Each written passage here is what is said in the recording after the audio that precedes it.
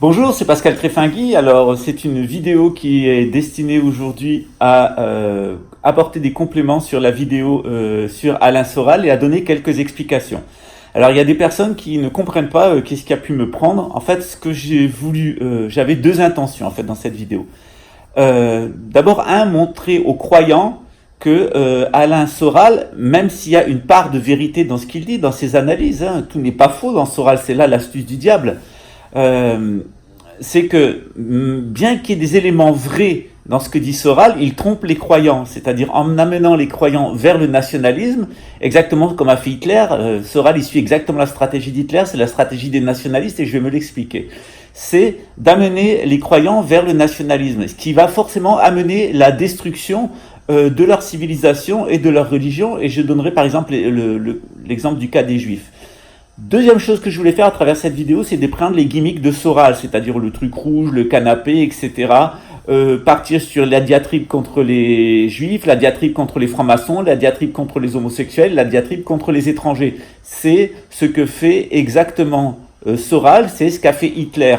Et ce qui est assez amusant, c'est que quand on y regarde de plus près, on a Soral l'étranger, qui vient de se barrer en Suisse pour échapper à la justice, après quand même avoir dit que le Panthéon où a été enterré des figures de la résistance comme l'homosexuel Jean Moulin, qui s'est sacrifié pour que les Français soient libérés de l'Allemagne nazie, dire que le Panthéon c'est une déchetterie cachère, il vient d'être condamné pour ça à 1 an de prison.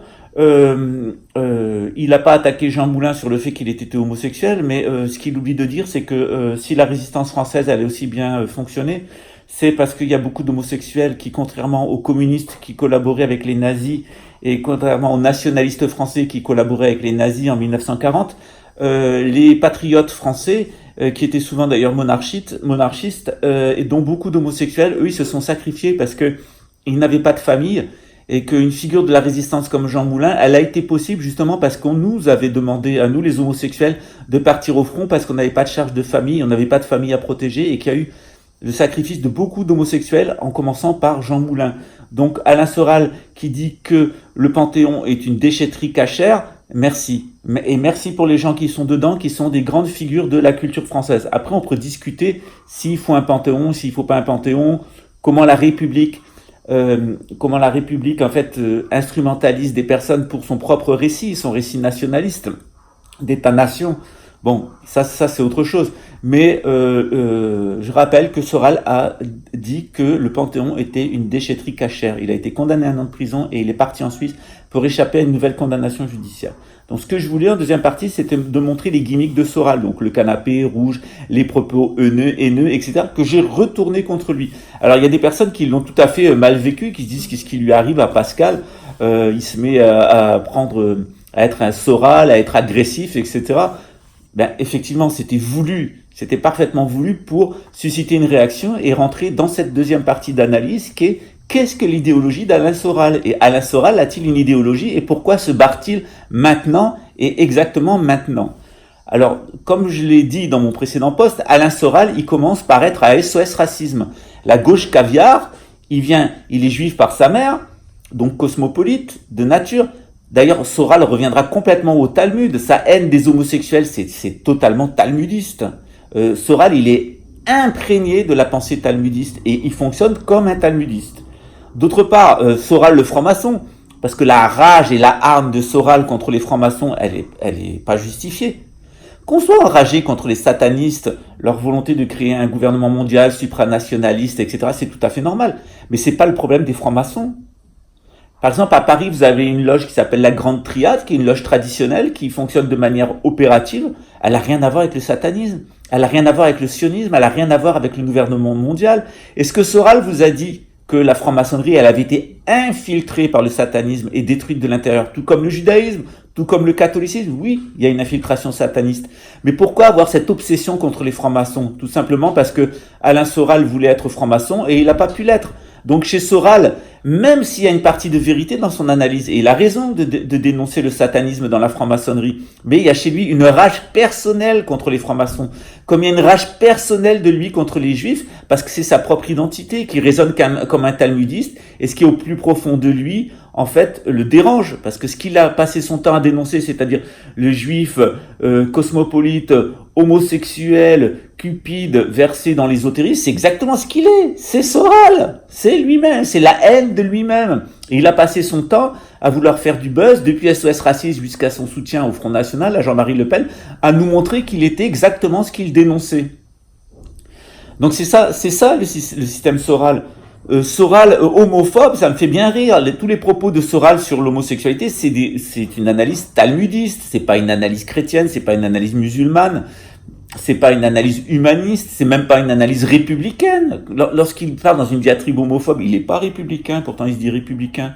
C'est pas non plus la culture française, l'homophobie.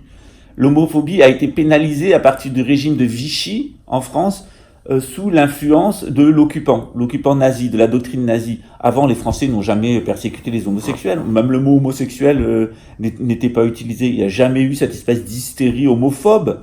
Ça, c'est arrivé avec Pétain. Et ça a continué avec les gaullistes. Et ça a été arrêté par Mitterrand, qui a essayé d'inverser la vapeur à la demande de l'ONU. Et il y a aussi Soral, le cosmopolite. Donc Soral, il vous dit jamais qu'il est un citoyen suisse, qu'il a créé une association en Suisse, que tout l'argent qu'il avait en France d'égalité et réconciliation et de sa maison d'édition a été versé sur sa société en Suisse, qui lui verse des salaires, qui paye le loyer de son appartement de grand luxe. Soral n'est pas une victime. Soral est exactement la caricature de ce qu'il dénonçait. Soral, il est parti de SOS Racisme en disant « Les Français, c'est des salauds, c'est des racistes, c'est des coincés du cul. Moi, je suis un juif cosmopolite. Moi, je suis un homosexuel. Moi, je suis un ésotériste qui est capable de s'émanciper même de la franc-maçonnerie. Moi, je suis un citoyen du monde. » Ça, c'était le Soral du début. Et puis, comme ça n'a pas fonctionné pour lui, qui s'est fait ramasser par la critique, c'est devenu Soral l'antisémite, mais alors plus antisémite que Hitler. C'est devenu Soral l'antimaçon, plus antimaçon qu'Hitler. C'est devenu Soral l'homophobe, alors qu'il a été homosexuel pendant 10 ans de sa vie, plus homophobe que Adolf Hitler. Et Soral anti-migrant, plus anti-migrant qu'Adolf Hitler. Donc c'est ça que j'ai entendu dénoncer sur Alain Soral. C'est la vacuité de sa pensée, où il est passé d'un extrême de la vie politique à l'autre. Et quand s'est arrêtée la carrière d'Alain Soral, parce qu'elle vient de s'arrêter, c'est quand il a voulu rentrer dans les milieux guénoniens, qui sont mon milieu, et dans les milieux monarchistes. Je vous renvoie d'ailleurs à son poste sur Louis XX. Soral, il a un problème. C'est que Soral n'arrivera jamais à s'émanciper du nationalisme pour rentrer dans la synarchie. Il est incapable de concevoir ce qu'est une synarchie. Il est coincé. Il a commencé sa vie dans le supranationalisme. Il était donc ce juif, ésotériste, homosexuel, cosmopolite, qu'il est au fond de lui-même. Et ça n'a pas eu de succès, il n'est pas arrivé à avoir du succès, et il a inversé la vapeur, avoir de la haine contre ce qu'il est, la haine de lui-même et des gens de sa catégorie, jusqu'à aller à l'extrême droite nationaliste. Alors cette extrême droite nationaliste, dont il finit par dire d'ailleurs qu'elle est financée par la banque Rothschild, que Marine Le Pen est initiée chez les Juifs, entre guillemets, comme dit Pierrette Le Pen, Soral qui finit par nous dire que le Front National pour lequel il vous a invité à voter, il est complètement noyauté par les francs-maçons satanistes, notamment le droit humain et la justice trust, de vous dire qu'au Front National il y a des tas d'homosexuels, dont Philippot, et qu'au Front National il y a des tas d'étrangers qui sont pas des Français de source. Donc voilà exactement ce qu'a fait Soral. Il a fait tout l'échiquier politique républicain en embrassant les idées de tout le monde, et au moment où il devait faire le bilan que tout est dysfonctionnant et amené à la synarchie, il se barre avec votre argent, l'argent du fisc, l'argent de ses adhérents en Suisse pour vivre une vie dans un appartement de grand luxe. C'est ça le système Soral. Pourquoi est-ce qu'il s'est cassé la gueule? Pourquoi la justice l'a rattrapé? Tout simplement parce que quand il s'est attaqué au gros morceau intellectuel qui était René Guénon et qui était la pensée traditionnelle et Louis XX, on l'a dégagé. Et il a franchi jusqu'à présent, il était un imbécile utile du système. Mais quand le système a compris que si Soral amenait ses adhérents à comprendre ce qu'est la synarchie et à comprendre qui est Louis XX, Soral représentait un danger. Et maintenant, Soral, il a sa petite récompense. Il a son petit paradis en Suisse, de luxe, avec tout l'argent qu'il vous a volé. Et il vous a amené, comme il vous a mené dans les années 80, il militait pour SOS Racisme avec Dieudonné. Au final, il a fini par milité pour SOS Facho, c'est-à-dire égalité et réconciliation avec un Dieudonné qui vous fait la quenelle. Il a fait tout cet échiquier, il a été parfaitement l'imbécile utile du système, et il a réussi une chose assez extraordinaire, c'est que la vie politique française maintenant ressemble à la vie politique d'Israël. C'est-à-dire ce qu'on entend en France et ce qu'on entend en Israël, c'est-à-dire le nationalisme à outrance, la haine des Arabes, la volonté d'être soi contre le monde entier et des rapports ambigus avec l'empire anglo-saxon. Alors effectivement, il y avait d'autres solutions que ce que disait Soral. Il fallait qu'il aille plus loin que sa réflexion. Bien sûr, il a montré de SOS racisme à SOS facho, égalité et réconciliation. Il est passé par toutes les idées et il a fini lui-même par les défoncer, y compris le Front National, etc. Il s'est arrêté, il a fait son job, hein, promouvoir et détruire, toujours le même cycle, détruire, construire, détruire, construire, détruire, construire.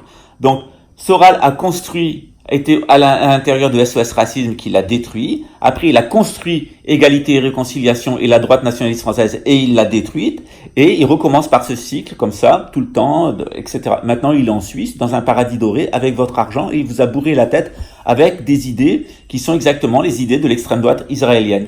Donc, vous prenez des gens de l'extrême droite israélienne et vous prenez des gens de l'extrême droite française, c'est le même discours. Donc ça, c'est le grand tour de passe-passe de Soral. Soral, il a pris un électorat français sous Mitterrand, qui était socialiste, qui était nationaliste, socialiste, inquiet du supranationalisme. Et Soral, cet électorat français, qui était comme ça en fait, hein, qui était national-socialiste, il faut bien le dire, mais un national-socialisme soft, hein, à la Mitterrand, collaborateur de l'Allemagne nazie comme Mitterrand, faux résistant comme Mitterrand et faux marxiste comme Mitterrand. Donc Mitterrand, Hitler, c'est pareil, c'est la même école de pensée, hein, c'est l'extrême droite qui finit par faire le lit du gouvernement mondial, parce que qui a permis au gouvernement mondial de contrôler la France mieux que François Mitterrand. Voilà. Donc Soral, il a réussi ce passe-passe, c'est que maintenant les nationalistes français sont exactement comme les nationalistes israéliens, c'est exactement le même discours en copier-coller. Alors, il y a sauf un moment où ils s'affrontent, c'est-à-dire que les nationalistes français, ils veulent dominer le monde, ou en tout cas la France, et les nationalistes israéliens, ils veulent dominer Israël, si ce n'est le monde. Donc c'est exactement la même chose, hein, c'est deux petits coqs qui se battent, c'est l'extrême droite nationaliste. Ça amènera à rien, ça a détruit l'Allemagne, ça a ridiculisé le peuple allemand, ça a amené la victoire de l'Empire anglo-saxon, donc l'Empire anglo-saxon anglais donc de Grande-Bretagne, des États-Unis et de la succursale dans l'État stintiniste, donc ça a amené ça.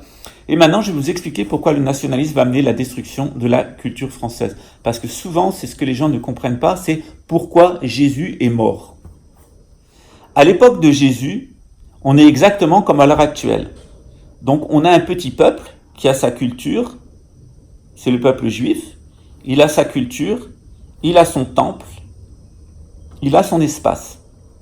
Arrive un empire, l'empire romain. Ben, les Français, c'est la même chose. Il y a la culture française, il y a le catholicisme, et puis il y a la zone d'influence de la France, en Amérique latine, en Afrique, un peu en Amérique du Nord et en Europe. Voilà. Arrive l'empire anglo-américain, qui est une réplique de l'empire romain.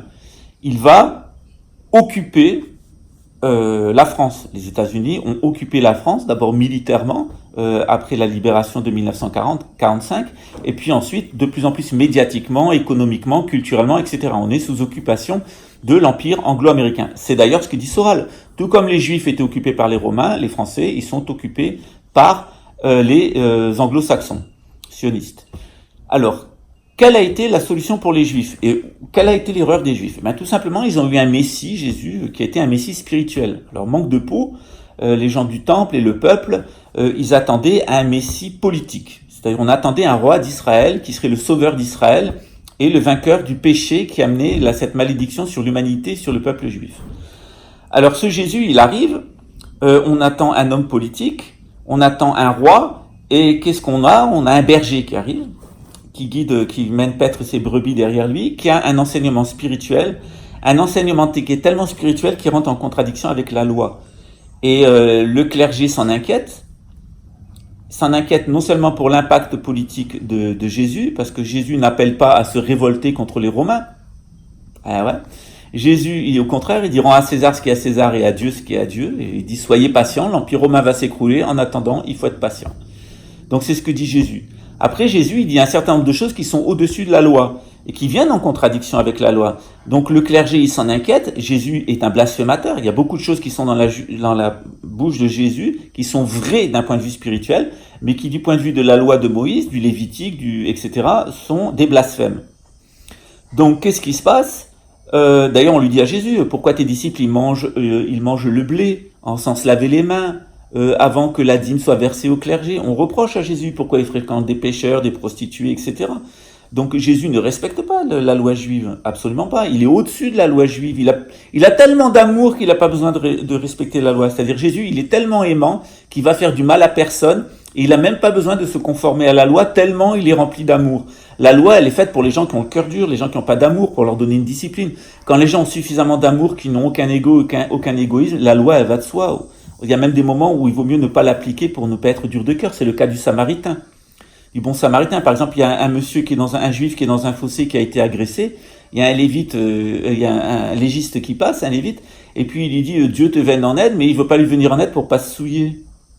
Tandis qu'il y a un Samaritain qui est considéré comme un hérétique par les juifs traditionnalistes, par les légalistes, et lui, il va payer pour lui venir en aide. Donc Jésus, il a tellement d'amour qu'il peut passer au-dessus de la loi par amour. Ce qui n'a pas été capable de faire le légiste. Le légiste, il aime la loi, mais il aime pas les hommes. Voilà, c'est tout, point. Donc Jésus, il apporte cet enseignement spirituel, et ce qui l'amène à être considéré comme un blasphémateur. Alors le clergé du temple, il s'en inquiète. Il s'inquiète parce que, Jésus appelle à collaborer avec les Romains, et pas à se révolter, et deux, Jésus dit des blasphèmes. Donc pour eux, c'est insupportable, ça mine leur stratégie de vouloir conserver leur institution, leur indépendance nationale, donc leur culture. Donc ils vont voir les Romains, alors à contre-emploi, et ils disent aux Romains, le type il blasphème, il faut le tuer. Le Romain, il leur dit, écoutez mec, vos querelles religieuses, c'est votre chapeau, ça, c'est en train de chauffer là-dedans, c'est pas le problème de l'Empire romain. Le problème de l'Empire romain, c'est l'ordre public. Est-ce qu'il a offensé l'empereur? Non. Jésus respecte la loi romaine. Alors tiens, Jésus respecte la loi romaine, mais Jésus il respecte pas la loi juive. Donc vraiment pour les Juifs, ils veulent en finir. Donc ils demandent aux Romains de le tuer. Les Romains, ils voient le piège, puisque Jésus il est suivi par les foules, c'est un maître spirituel. Donc les Romains, ils ont peur qu'il y ait un trouble à l'ordre public en tuant Jésus. Alors qu'est-ce qui se passe? Eh bien les Romains, ils disent, non, nous on va le gracier. Il y a une loi qui permet au moment de la Pâque juive, il y a quelqu'un qui soit gracié. Alors les Romains, c'est des malins.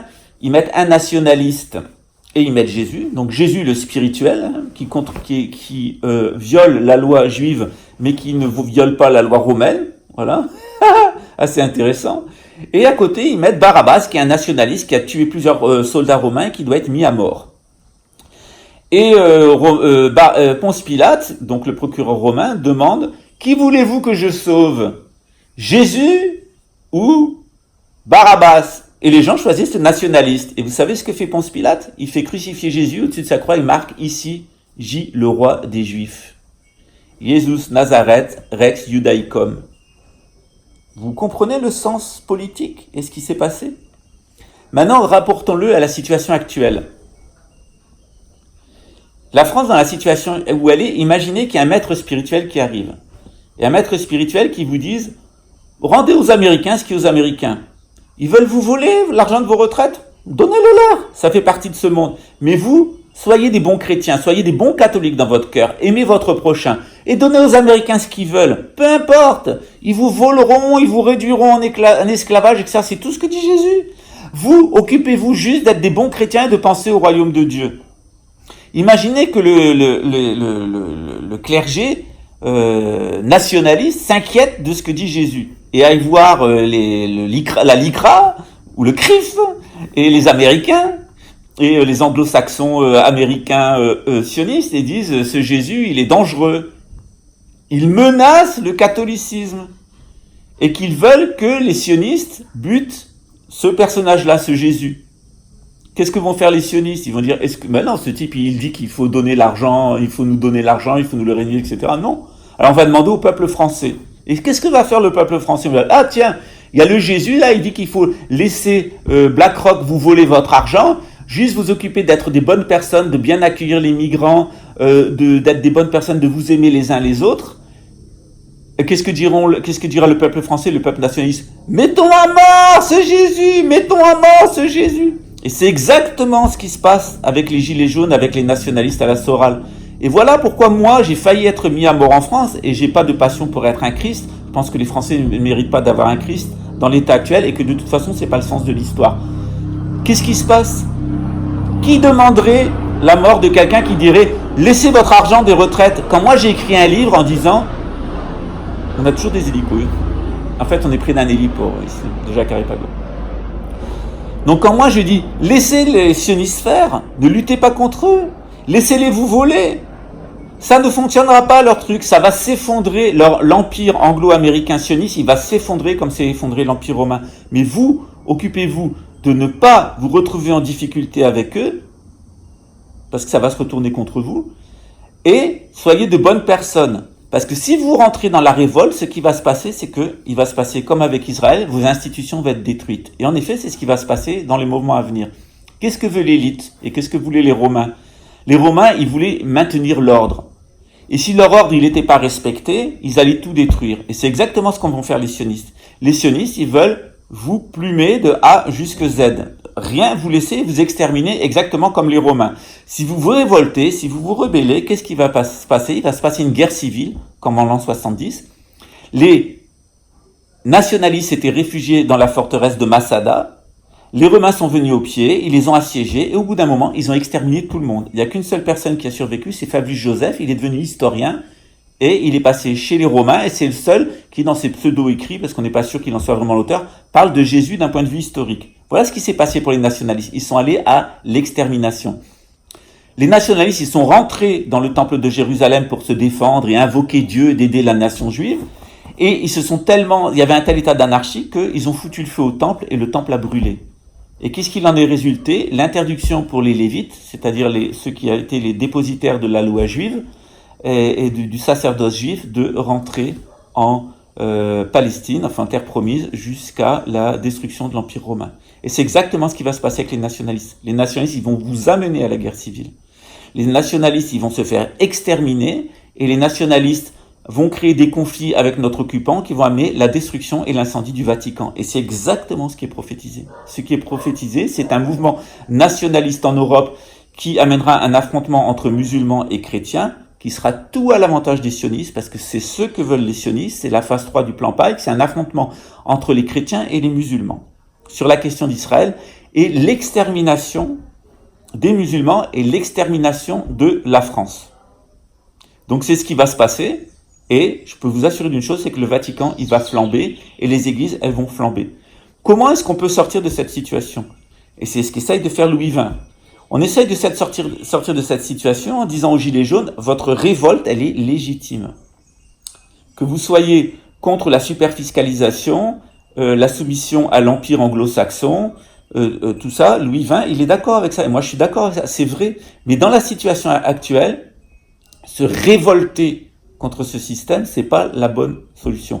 La bonne solution, c'est d'avoir des amis spirituels. C'est-à-dire que moi, je vais vous donner un exemple, j'ai été très ému par cet Afghan qui a dit devant les caméras, elle est où la liberté, l'égalité, la fraternité? On est venu ici parce qu'on aime ce pays, on aime cette culture.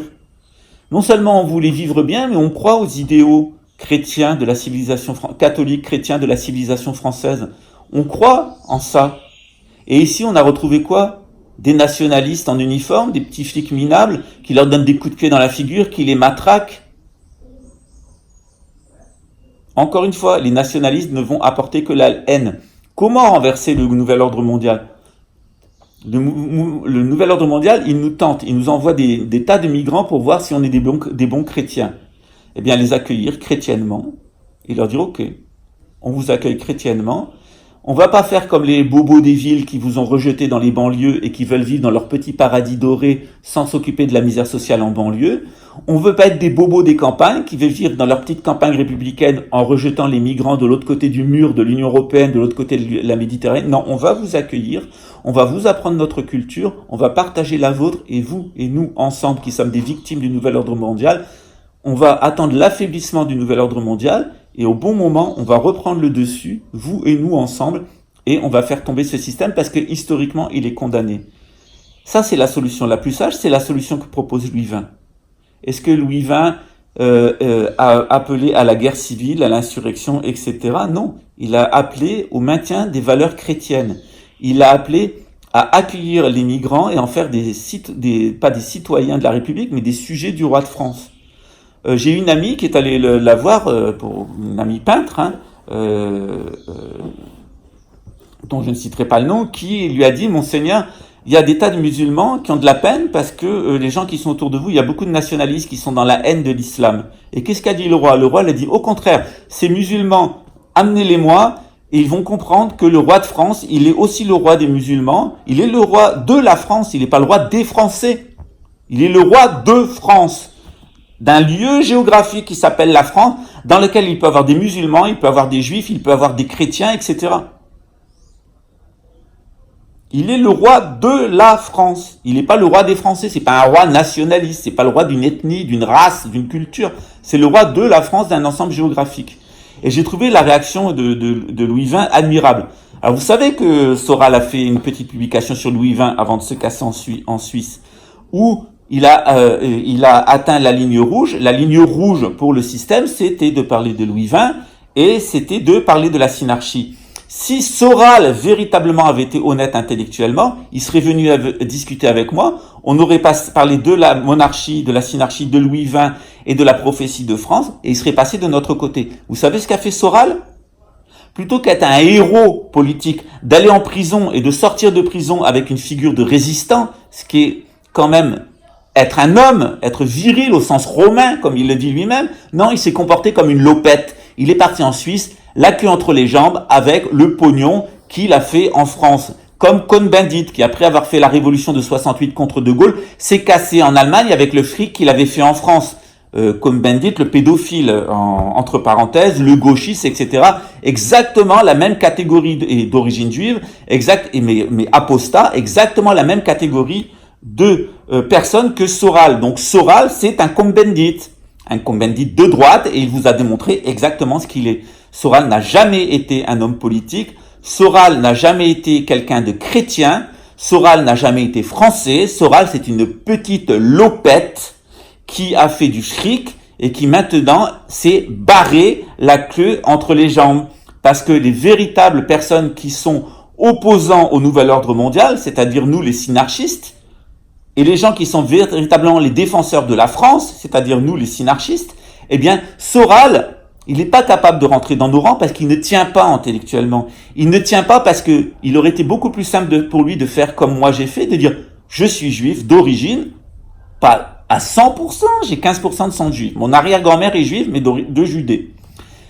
De dire, je suis franc-maçon et moi je m'en suis jamais caché, j'aime la franc-maçonnerie, j'aime l'idée maçonnique, je suis contre le satanisme, je suis contre le satanisme dans la franc-maçonnerie, je suis contre la République et la démocratie, mais je suis maçon et j'aime l'état d'esprit maçonnique. De dire je suis homosexuel comme je le fais et j'assume d'être homosexuel, et j'ai aussi du sang étranger qui fait que je n'appartiens pas à la nation française. Moi, je n'appartiens pas à la nation française. Ma mère, elle n'est pas française. Ma mère, elle est née en Algérie. Elle est née en Algérie d'une mère française, certes, donc peut-être je serai français par ce biais-là, mais depuis combien de générations en Algérie, et d'un père qui était biologique, qui était palestinien, et mon grand-père biologique était palestinien. Donc moi je me sens pas appartenir véritablement à la nation française, je suis pas nationaliste. D'ailleurs par ma lignée maternelle de mon père, je suis breton.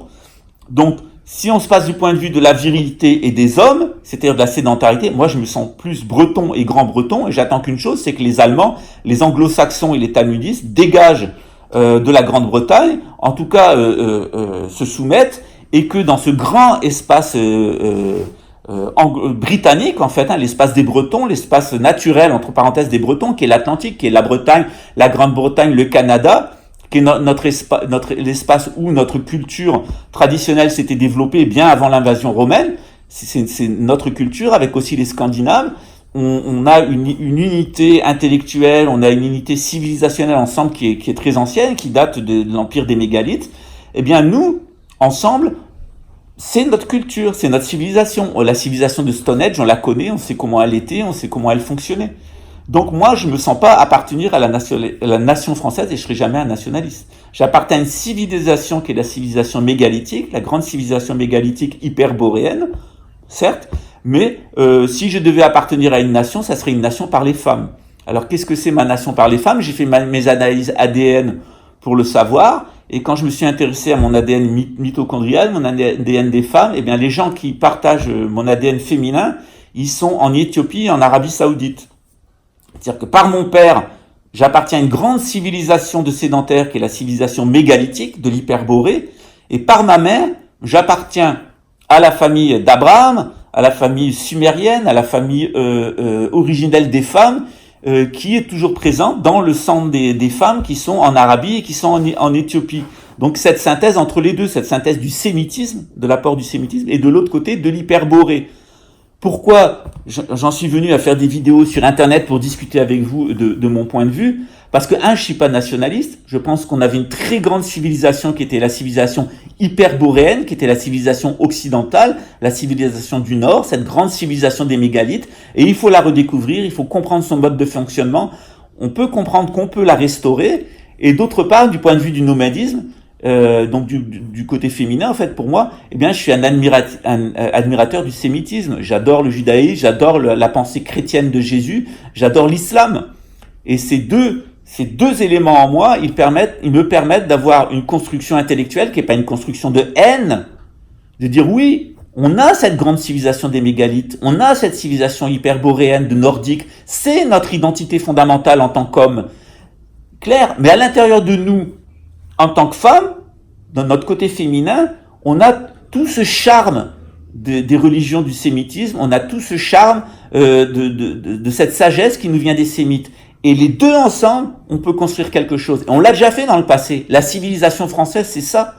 La civilisation française, c'est la capacité de construire des mégalithes, c'est-à-dire des cathédrales, et de faire vivre à l'intérieur de ces cathédrales qui sont très masculines, qui sont mastocs, qui sont en pierre, qui sont viriles. À l'intérieur, il y a un chant féminin qui est le chant de la Bible, qui est le chant de Jésus et qui est le chant de l'islam aussi, puisque l'islam a construit la civilisation des cathédrales en France. Elle commence avec Saint-Louis, et Saint-Louis, il est captif chez les musulmans de Tunisie, il revient avec le tarot, il revient avec l'ésotérisme islamique, il revient avec la Kabbale juive aussi, et il va animer cette civilisation française. Saint-Louis, c'est le pinacle, c'est l'âge d'or de la civilisation française, avec ce grand temps des cathédrales. Et c'est cette France-là qui manque aux Français. C'est cette France chrétienne, où le Seigneur respecte l'évêque, où le maître de métier leur dit tu, où le serf dit tu, où il y a une collaboration, une synarchie de tout le monde ensemble, sous l'aile bienveillante du roi de France, qui n'est pas le roi des Français, qui n'est pas un roi nationaliste, qui est un roi d'un espace sacré, d'une géométrie sacrée, d'un lieu sacré, au même titre qu'Israël et au même titre que l'Égypte, qui est la France dans sa mission spirituelle, dans sa géométrie sacrée. C'est ça qui est ma proposition. Et ma proposition, elle est incompatible avec la proposition d'Alain Soral, qui, malgré tout ce qu'il peut dire, a fait exactement ce qu'on reproche à la communauté dont il est issu, c'est-à-dire d'apostasier le judaïsme. Moi, je n'ai jamais apostasié le judaïsme, c'est une religion que j'adore. D'apostasier l'apport de la culture des cathédrales, qui est la maçonnerie. La maçonnerie, c'est la culture des cathédrales. D'avoir cette hystérie talmudiste contre les homosexuels, et d'autre part d'être du parti de l'étranger, c'est-à-dire du parti de ces nomades qui viennent faire du fric et qui ensuite se barrent en Suisse. Et souvent, les gens parlent d'Israël comme un repère de bandits, mais s'il y a vraiment un repère de bandits et de crapules en Europe, c'est la Suisse. Et Soral nous a montré qu'il est le digne fils de son père, et le digne fils de sa mère. Sa mère, une juive qui n'a jamais assumé sa judéité, et son père, un Suisse qui était un escroc. Et Soral, il est exactement ça, un juif qui ne s'assume pas et un escroc. Et voilà pourquoi j'ai fait cette vidéo sur Soral, et pourquoi la carrière de Soral, elle s'est arrêtée exactement au moment où il aurait pu venir chez nous, c'est-à-dire venir chez les synarchistes et chez les soutiens du roi de France Louis XX, et de la tradition française chrétienne. Soral n'a jamais été chrétien. Soral n'a jamais aimé la France. Soral n'est jamais rentré dans ce noyau de la culture française que nous avons. Soral, il a montré sa véritable identité. Quelqu'un qui n'assume pas d'appartenir à la nation juive par sa mère, et quelqu'un qui reproduit exactement tous les défauts des Suisses, qui est d'être les complices et les agents du nouvel ordre mondial et d'en faire du fric. Et Soral est bien ça. Soral le juif, et Soral issu de la nation juive et qui n'assume pas sa judéité. Et tout aurait pu être différent chez Soral. Il aurait peut-être même été un très bon juif. Et ce qu'il est devenu, c'est un antisémite de bazar. qui n'a fait qu'une seule chose, c'est de renforcer l'antisémitisme des Français, exactement comme Hitler a renforcé l'antisémitisme et la rancœur des Allemands contre les talmudistes anglo-saxons, qui a provoqué un désastre pour l'Allemagne. Et Soral va vous amener au désastre, et abattre Soral, c'est faire le plus grand bien pour la France. Et on doit encore une fois remercier la communauté juive qui a été particulièrement patiente envers Soral, la communauté homosexuelle qui a été particulièrement patiente envers Soral, et au final, qui aura fait tomber Soral, l'imposteur? C'est la République française, parce qu'il sera allé insulter la République française jusque dans sa cathédrale, jusque dans son saint des saints, qui est le Panthéon. Soral s'est attaqué à la nation française en insultant le Panthéon. Et les nationalistes français, les républicains français ont foutu Soral dehors, et d'ailleurs ils n'ont même pas eu besoin de le faire, parce que Soral est une lopette, et Soral s'est barré en Suisse, vivre de l'argent qu'il vous a volé. Et tout le propos antisémite qu'il a tenu, et tous les clichés qu'il a véhiculés sur les juifs, sur les francs-maçons, sur les homosexuels et sur les étrangers, ne sont qu'une seule chose: l'incarnation de ce qu'il est. Soral est exactement ce qu'il a dénoncé, et la pensée de Soral, elle pue. De SOS Racisme au Front National, toutes les idées qu'a véhiculées Soral sont des idées puantes qui ont détruit la France depuis 1307. Le nationalisme, auquel il est venu au final, l'internationalisme supranationaliste dans lequel il a été élevé, celui de la gauche caviar qui a fait le lit des supranationalistes et des sionistes. Voilà exactement ce qu'était Soral. Personnellement, un cas psychiatrique, et sa pensée, une imposture. Soral, l'imposteur, l'œuvre soi-disant littéraire de Soral, une imposture, quoi? Les mouvements de mode expliqués aux parents, pour finir avec l'Empire, la description de l'Empire anglo-saxon, avec comme seule et unique proposition de reproduire exactement l'erreur des Juifs qui ont amené la destruction du temple de Jérusalem, la destruction de la royauté juive et le nomadisme. Et c'est ce que vous propose Soral. La solution de Soral, c'est de détruire définitivement la France et de faire de vous des nomades. Et c'est les gens de Soral qui ont fait que moi, j'ai dû quitter la France. Et c'est aussi des gens comme Soral qui ont fait que des gens comme Éric Pérou, par exemple, ont quitté la France pour aller vivre en Bulgarie, parce que c'est exactement du nomadisme. C'est ne plus pouvoir vivre dans l'espace français. Alors Éric, il l'a fait par choix, il s'est nomadisé, il a suivi l'exemple de Soral, qui est le nomadisme. Donc il est devenu un juif talmudiste, Éric Pérou, ne lui en déplaise, un national-socialiste. Il lui manque et supranationaliste maintenant, qui vit dans le territoire sacré d'une autre nation. Et voilà ce qu'est le national-socialisme. Le national-socialisme, il mène au supranationalisme. Et Éric Pérou en est. J'ai discuté avec lui hier soir dans un live. Il était assez silencieux. Et il nous a défendu le bilan d'Hitler en minorant les crimes d'Hitler pour défendre sa propagande national-socialiste qui ne peut mener qu'au supranationalisme. Voilà à quoi ça mène. Ça mène à ce que des gens qui sont nationalistes vont vivre sur le territoire sacré d'une autre civilisation. Voilà, alors c'est du nomadisme, voilà, bravo. Et que moi, qui suis un partisan de la géométrie sacrée de la France, du roi de France, j'ai dû abandonner mon propre pays et aller dans un pays frère pour ne pas être assassiné. Voilà exactement où mène le nationalisme. Le nationalisme français, il mènera à une guerre civile qui détruira la France, qui reniera l'esprit chrétien d'amour de son prochain et qui amènera la destruction du Vatican et l'incendie qui détruira définitivement toutes les églises dans le sud de l'Europe, et le martyre de ce pauvre pape Benoît XVI qui risque bien, lui, de vivre le martyre qui a été prophétisé par la Vierge à Fatima. Voilà, c'était Pascal Tréfingui. J'espère que vous m'avez suivi. Vous voyez, il n'y a pas de changement dans mon ton. Je vous invite à être aimant, à être accueillant, à être de bons juifs, de bons chrétiens et de bons musulmans, à privilégier tout ce qui est humain et de ne pas nous laisser illusionner par la stratégie de l'Empire américain. Parce que ce qui a renforcé l'Empire romain, c'est le nationalisme juif, et ce qui renforcerait le programme de Nouvel Ordre Mondial, c'est le nationalisme français.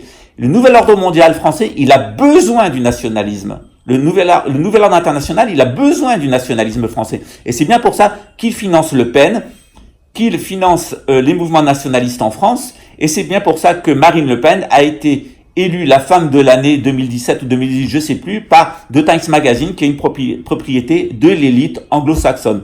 Voilà où vous menez les nationalismes. Le nationalisme, c'est le reniement de l'esprit même de la France. C'était Pascal Tréfinguy. N'oubliez pas de mettre des commentaires, ça me permet de progresser, de mieux vous expliquer mon point de vue, de mettre des likes si vous aimez. Et si vous ne mettez pas de likes, je vous envoie mes copains de la communauté de la bande à Maurice. Hein. Et eux, t'inquiète pas, hein, ils vont t'y mettre le feu au temple, ils vont t'y mettre le feu. Allez, ciao, à bientôt. Ou tout du moins à demain, puisque demain nous parlerons du coronavirus, parce que j'ai des nouvelles très intéressantes venant de Chine sur la situation en Chine et sur en fait un médicament contre ce virus qui est d'ailleurs produit en Israël. On détruit, on construit. C'est nous qu'on détruit, c'est eux qui reconstruisent, c'est eux qui payent, c'est eux qui ramassent et c'est eux qui payent. C'est nous qu'on détruit, c'est eux qui ramassent et c'est eux qui payent. Voilà la méthode de l'empire américain et il est grand temps que cet empire anglo-saxon prenne fin et on en est très proche. À très bientôt, 2027. Ciao.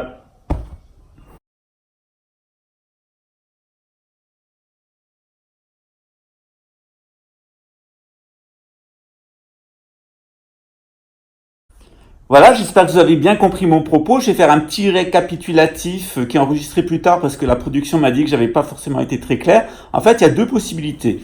Il y a une possibilité qui est de voir la France comme une géométrie sacrée.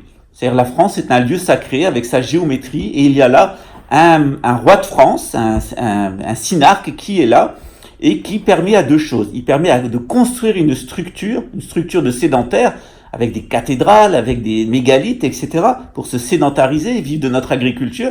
Et puis, il accepte cet esprit du nomadisme qui nous vient du sémitisme et qui va souffler, qui va apporter son esprit, donc cet esprit du judaïsme, du christianisme et de l'islam qui va souffler à l'intérieur de nos édifices. Hein. Donc, on construit les édifices et on fait souffler cet esprit à l'intérieur, cet esprit de la Bible, cet esprit divin. Ça, c'est la proposition des synarques. Et face à la destruction de la France, qui est occupée donc par l'empire anglo-saxon, qui veut détruire, qui a un autre programme, un programme de Stonehenge à Jérusalem, qu'est-ce qu'on peut faire? Eh bien, soit on peut expliquer d'un point de vue spirituel, comme l'a fait Jésus, et plus modestement que Jésus, j'ai pas la même mission, c'est ce que j'ai fait. Vous expliquer cet esprit du judaïsme, cet esprit du christianisme, cet esprit de l'islam, cet esprit de la Bible, cet esprit d'Abraham qui souffle à l'intérieur de nous pour nous apporter cette relation avec Dieu. Je vous ai expliqué cet empire mégalithique, cette civilisation hyperboréenne, virile, costaud qui est la nôtre, des constructeurs de pierre. Je vous ai expliqué quel était le rôle de l'homosexualité chez les sédentaires en tant que mode de transmission. J'invite pas les gens, je fais pas la promotion de l'homosexualité, j'explique juste que on a le droit d'être homosexuel. Il y a rien qui interdit dans les textes d'être homosexuel, il y a rien qui l'interdit dans le christianisme, il y a rien qui l'interdit dans les grandes sédentarités. En Égypte et en Chine, qui sont deux modèles de synarchie et de sédentarité, il n'y a pas d'interdiction contre l'homosexualité. L'interdiction de l'homosexualité, elle est seulement chez les nomades parce qu'elle est réservée aux chamans. Ensuite, dans nos rapports avec les étrangers, pour construire notre grande civilisation mégalithique animée par cet esprit biblique, il faut être accueillant. Le roi de France a accueilli les juifs, le roi de France a accueilli les musulmans. C'est ce qui a fait de la France une grande civilisation. Une grande civilisation qui en son sein avait des juifs, avait des musulmans, avait des chrétiens, avait des bouddhistes, avait des zoroastriens, peu importe, parce que tous ils étaient dans ce lieu sacré et ils pouvaient faire confiance dans notre synarque, dans le roi de France. À l'opposé, il y a des gens qui vont avoir une réaction nationaliste, exactement comme les talmudistes, exactement comme les juifs, et qui vont se mettre en mouvement. Et non seulement ces nationalistes juifs, ils ont provoqué le massacre de Masada, avec cet affrontement avec l'Empire romain, non seulement ils ont provoqué la ruine du temple et son incendie, mais ils ont provoqué le nomadisme. Est-ce que je faisais un parallèle entre le cas d'Éric Pérou, qui est national-socialiste, et qui nous dit qu'il se bat contre le supranationalisme, et la première chose qu'il fait, c'est de ne pas rester en France, parce que financièrement, c'est pas possible pour lui, et d'aller vivre en Bulgarie, dans la géométrie sacrée des orthodoxes, et où il va se comporter en tant que nomade, et tout ce qu'il va pouvoir apporter, c'est une influence de dissolvante. Et d'ailleurs, qu'est-ce qu'il nous propose? De faire des camps militaires, etc. Donc, ce qu'il est en train de nous faire, c'est la colonie sioniste, c'est un remake de la colonie sioniste d'Israël, c'est la colonie française de Bulgarie. C'est exactement ça, c'est un programme nationaliste, c'est un programme identitaire, qui n'a plus rien à voir avec la France, qui est une nomadisation de la France. Alors, il pouvait se faire plus simple, là, il pouvait aller vivre au Canada, la nation française, elle est présente au Canada. Moi, ça n'a pas été mon choix. Moi, j'ai décidé d'aller vivre au Luxembourg par fidélité envers les Capétiens, et j'ai été très heureux au Luxembourg. J'ai jamais été inquiété en tant qu'homosexuel. Les seuls problèmes que j'ai rencontrés à Luxembourg, c'est à cause d'un policier qui sortait d'un chiotte social, qui était républicain, de gauche, et qui était comme Soral, antisémite, anti-maçon, anti-homosexuel et anti-étranger, et qui a voulu me faire ma fête. Dans un cas où j'étais parfaitement innocent, où c'était démontré depuis le début que j'étais innocent, parce qu'il était antisémite, parce qu'il était anti-maçon, parce qu'il était homophobe et parce qu'il était xénophobe, ce mec m'a fait perdre 4 ans de ma vie, a fait dépenser 4 millions d'euros à l'État luxembourgeois, a mis 4 personnes en prison par haine nationaliste, parce que il faut voir le pourceau nationaliste qu'est ce type. Ce type, maintenant, je le suis sur Internet, il attend sa retraite de la police pour se barrer au Costa Rica. Ah, quel grand nationaliste, comme Éric Pérou, hein. On reste à un endroit, on est antisémite, comme Éric Pérou qui vante le bilan d'Adolf Hitler, hein, génocidaire des Juifs et des gitans et des francs-maçons et des homosexuels, comme Adolf Hitler, hein, anti-maçon à fond, allons-y, hein, au final, homophobe à fond, allons-y, juste on se cache à peine, hein, et surtout en Bulgarie où ils sont bien homophobes parce que c'est bien la culture de Poutine, et surtout bien anti-étranger, anti-islam, quand les mouvements nationalistes en Europe de l'Est, et c'est ça. Et le programme de ce mec, c'est de quoi? C'est de se barrer à l'étranger, pas parce qu'il y est contraint, parce qu'il est devenu un nomade. Et quand on devient un nomade, cher Éric Pérou, on devient un membre du mondialisme. Donc non seulement tu étais un nationaliste, non seulement tu étais un socialiste, donc un internationaliste, mais maintenant tu es un supranationaliste parce que tu n'es même plus dans la géométrie sacrée de française, de la géométrie sacrée de la France. Tu t'es barré dans un pays étranger et les gens de ton espèce, les nationaux socialistes, internationalistes et supranationalistes comme toi, tu es en train de faire des nomades, de les nomadiser. Et pour faire quoi? Un remake de l'État d'Israël en Bulgarie. Ça, c'est le nationalisme. Et vous échouerez, et le déterminisme historique, il vous réglera votre compte.